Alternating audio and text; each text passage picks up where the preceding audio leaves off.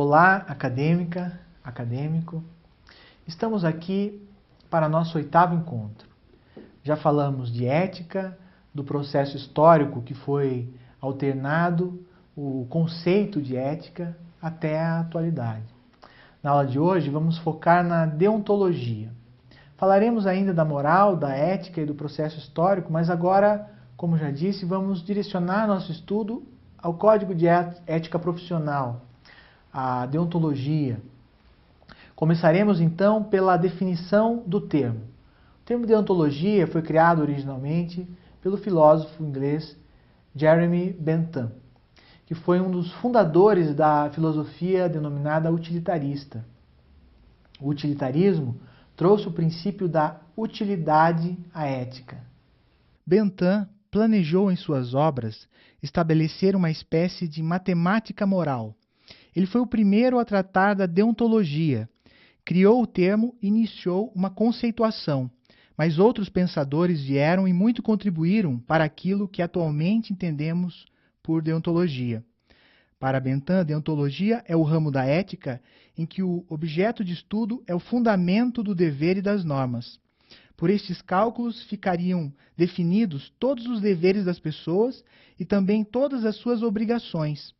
A deontologia proposta pelo filósofo era um tratado dos deveres e da moral e ficou conhecido como teoria do dever. Os deveres e obrigações tratados pela deontologia são em relação ao campo social e também ao campo jurídico. Os deveres e as obrigações fundamentam o prazer e a pena. Quanto à origem da palavra deontologia, deriva do grego deontos, que significa dever, e logos, que significa estudo, tratado. Isto é, a ciência dos deveres, no âmbito de cada profissão. Immanuel Kant, de quem falamos na aula anterior, também deu sua importante contribuição para a deontologia.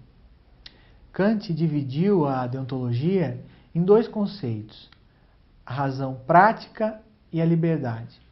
Para ele, agir por dever é a maneira de dar para a ação o seu valor moral.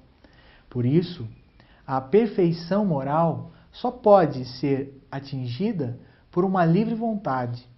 Com o tempo, a deontologia passou a representar as regras de conduta dos vários ramos profissionais. Por isso, a deontologia também pode ser o conjunto de princípios e regras de conduta e deveres de uma determinada profissão. Ou seja, cada profissional deve ter a sua deontologia própria para regular o exercício da profissão, e de acordo com o Código de Ética Profissional de sua categoria. Neste caso, é o conjunto codificado das obrigações impostas aos profissionais de uma determinada área no exercício de sua profissão.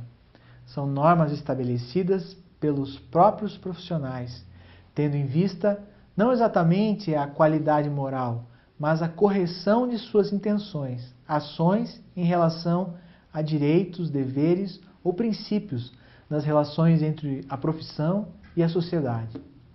Esses códigos servem para nortear o profissional das diferentes áreas. O primeiro código de deontologia foi feito na área da medicina, nos Estados Unidos. Depois vieram outros, inclusive a deontologia jurídica, de que vamos falar agora. A deontologia jurídica é a disciplina ou ciência que trata dos deveres dos agentes que lidam com o direito, de seus fundamentos éticos, legais. Assim, considera os deveres gerais e os aplica à profissão daqueles que atuam no meio jurídico. Por isso, a deontologia jurídica não se aplica apenas às pessoas, mas sim às pessoas que são profissionais do direito. Estes deveres especiais vêm da norma que regulamenta a atividade profissional. Estas normas estabelecem, além dos deveres, também os direitos e prerrogativas dos profissionais. A deontologia jurídica possui aqueles clássicos requisitos que a definem como uma ciência autônoma, princípios próprios e objeto próprio de estudo, que não se confundem com outros ramos do direito, mas possui uma relação estreita com a filosofia moral, com a ética e com outros ramos do direito. Vamos recordar que a ética é conhecida como a ciência do que deve ser, e não a ciência do que é.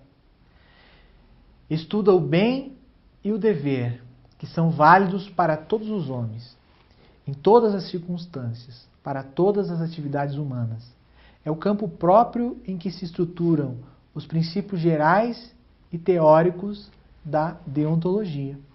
A deontologia jurídica também se relaciona com outros ramos do direito, como a filosofia do direito, de onde nasceu e posteriormente se desprendeu depois de delimitar claramente sua matéria de estudo.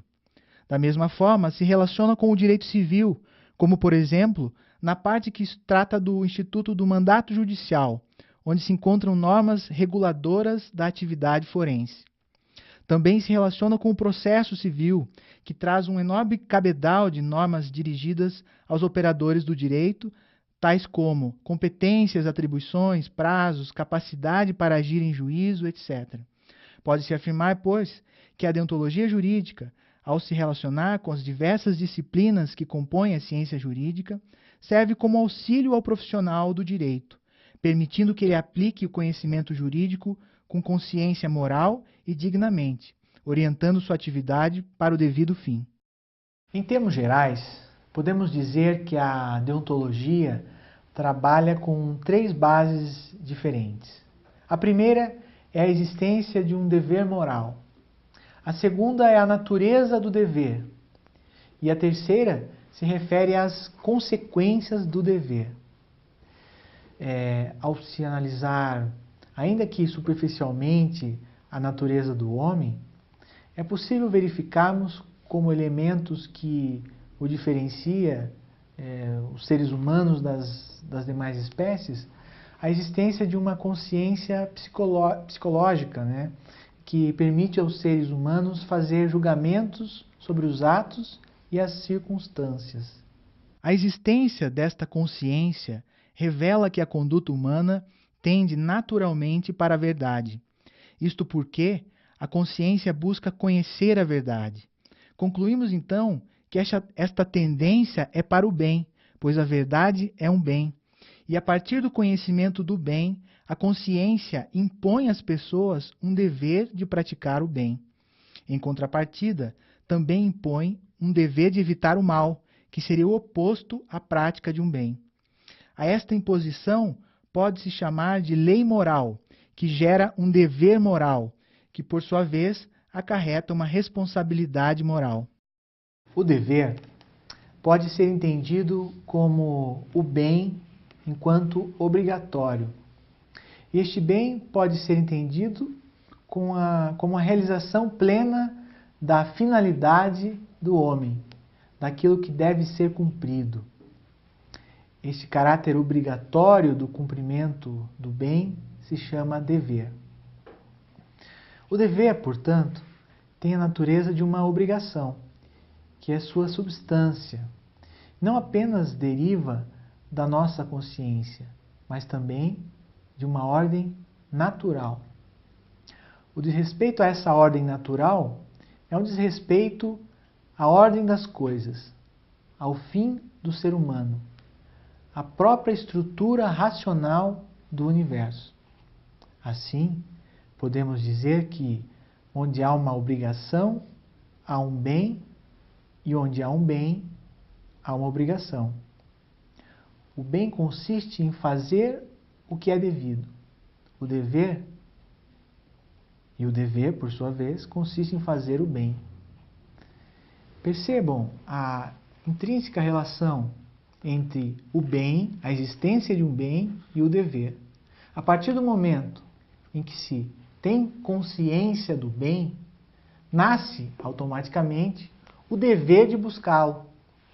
Essencialmente, isso é reflexo da ética encontrada na deontologia. Se temos a noção da existência de um bem, ao mesmo tempo, temos o dever de buscá-lo, por se tratar de um bem. O cumprimento do dever faz nascer uma responsabilidade.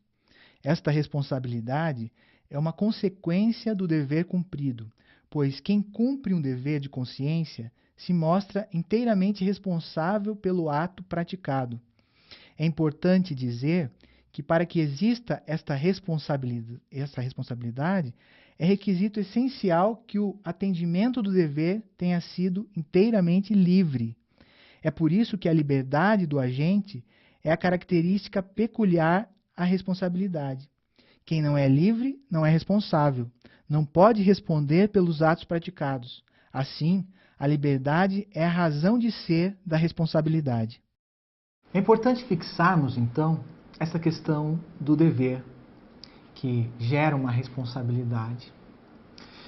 A partir do momento, então, como nós colocamos, que nós buscamos um bem, que aí está, de forma essencial, a busca da ética, que é a busca de um bem, a partir do momento que consideramos a existência desse bem, como falamos em aulas anteriores, a verdade é um bem, então a busca da verdade é um dever que nós temos, sob o ponto de vista da ética profissional, da mesma forma, a partir do momento em que temos consciência de que determinado bem deve ser alcançado, temos consciência da existência desse bem, nasce para nós o dever de alcançarmos este bem, que é a nossa finalidade.